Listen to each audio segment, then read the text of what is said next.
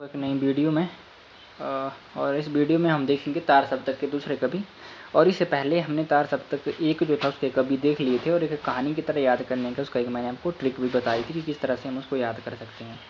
और तार सप्तक हमारे लिए बहुत महत्वपूर्ण हो जाता है क्योंकि इससे हिंदी से संबंधित जितनी भी परीक्षाएं होती हैं उसमें तार सप्तक से संबंधित पूछ लिया जाता है कि कौन से कवि तार सप्तक 1 के हैं या 2 के हैं, और उनके जन्म काल के अनुसार उनको रोही क्रम में या रूही क्रम में भी पूछ लिया जाता है कि किस तरह से उनको रोही और अरूही क्रम में लगाइए। उनके जन्म के संबंध में पूछ लिया जाता है, उनकी रचनाएं भी पूछ ली जाती हैं, परंतु उसको हम आगे देखेंगे जब हिंदी साहित्य के इतिहास हम पढ़ेंगे। तो एक ट्रिक के माध्यम से याद करने की कोशिश करेंगे। अगर जिनको लगता है कि ट्रिक के माध्यम से हम याद कर सकते हैं तो वो ट्रिक के माध्यम से भी याद कर सकते हैं। और क्योंकि ये हमारे लिए बहुत महत्वपूर्ण है, ये रटना ही पड़ेगा हमें, तो हम इसको तभी रट सकते हैं जब हमारे सामने ये होगा कि हम उसको रिलेट करें या ट्रिक के माध्यम से कुछ तरह कोई ट्रिक हो हमारे पास जिससे हमें वो बहुत लंबे समय तक हमारे दिलो दिमाग में ये चीज़ें रहें। तो हम ऐसे भी कर सकते हैं। और ये तार सप्तक एक हमने देख लिया था। और अगर आपको जानकारी सही में अच्छी लगेगी तो आप वीडियो को शेयर कीजिए अपने मित्रों के साथ और चैनल के साथ जुड़ जाइए। आप जब चैनल की प्लेलिस्ट में जाएंगे तो आपको बहुत सारी वीडियो देखने को मिलेंगी और आपके जो बहुत सारे प्रश्न होंगे, जो बिगिनर्स होते हैं उनके बहुत सारे प्रश्न होते हैं, वो आपको वहाँ पे आपके प्रश्नों के उत्तर मिल जाएंगे। तो चलिए हम शुरू करते हैं। तार सप्तक के बारे में मैं सामान्य सी जानकारी भी नहीं दूंगा क्योंकि मैंने इसके संबंध में पहले जो वीडियो बनाया था तार सप्तक 1 के बारे में, वहाँ पे आपको सारी जानकारी बता दी हुई थी। तो अब मैं प्रकाशन की बात करता हूँ कि तार सप्तक 2 जो था इसका प्रकाशन होता है 1951 में।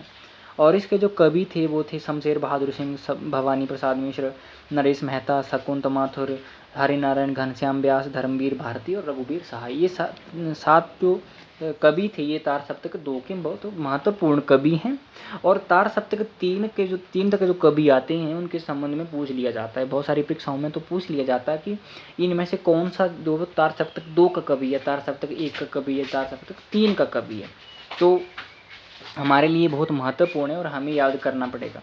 तो सबसे पहले हमारे सामने है भवानी प्रसाद मिश्र और शमशेर बहादुर सिंह। तो इन दोनों को आप, इनकी जो जन्म तिथि हैं वो बहुत मिलती जुलती, यानी कि बहुत समानता इनमें 1911 और 1913। तो आप इसको अलग से याद कर सकते हैं, भवानी प्रसाद मिश्र को और शमशेर बहादुर सिंह जी को।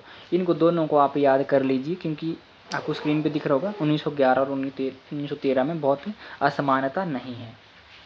तो आप इसको ऐसे याद कर सकते हैं। उसके बाद नरेश मेहता और शकुंत माथुर को 2 को आप साइड में करके उनको याद कर लीजिए। और इनकी जो जन्म तिथि है वो जो बरस है उनका जन्म तिथि जो बरस है उनको 1922 ही है, परंतु इनमें कुछ जो तारीख है या मंथ है उनमें थोड़ी सी भिन्नता है।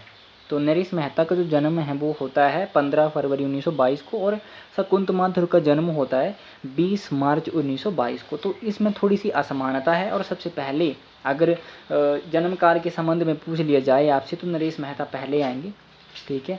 तो नरेश मेहता और शकुंत माथुर को याद कर लीजिए, ये 2 को आप याद कर लेंगे क्योंकि इनके जन्म में बहुत समानताएं हैं। उसके बाद हरिनारायण घनश्याम व्यास को अलग से याद कर सकते हैं 1923 क्योंकि ये अकेला है, ठीक है। तो इसको आप अलग से याद कर लीजिए। उसके बाद धर्मवीर भारती और रघुवीर सहाय 1926 और 1929, इनको आप एक अलग तरीके से याद कर सकते हैं। या 3 जो हैं हरिनारायण घनश्याम व्यास और धर्मवीर भारती और रघुवीर सहाय, क्योंकि इनकी जन्मतिथि को देखिए आप, 3 का फर्क इनमें लग रहा है, 23 के बाद 26, उसके बाद 29, ठीक है। तो आप ऐसे भी याद कर सकते हैं इनको, 3 को अलग से याद कर लीजिए तो 3 आपको ऐसे भी याद हो जाएंगे क्योंकि 3 का फर्क है इनमें, 23, 26 और 29 में, ठीक है। और नरेश मेहता और शकुंत माथुर में इनकी जन्मतिथि सेम ही है, ठीक है। तो आप इनको भी याद कर लेंगे। और शमशेर बहादुर सिंह और भवानी प्रसाद मिश्र, इनकी भी जन्मतिथि जो समानता ली है 1911 और 1913 में।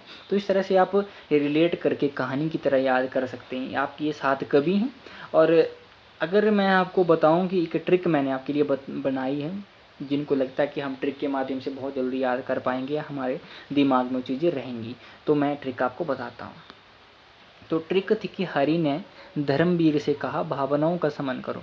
हरि कौन होते हैं? हरि भगवान होते हैं।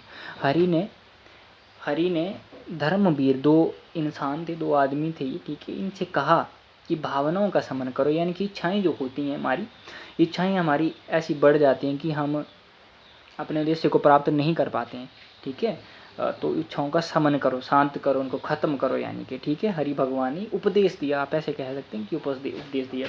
तो इसमें मैं बताऊंगा कि हरि से क्या बनेगा। हरि से बनेगा आपका हरि नारायण घनश्याम व्यास, ठीक है। उसके बाद ने से आपका नरेश मेहता बन जाएगा, और धर्म और वीर से बन जाएगा धर्मवीर भारती। और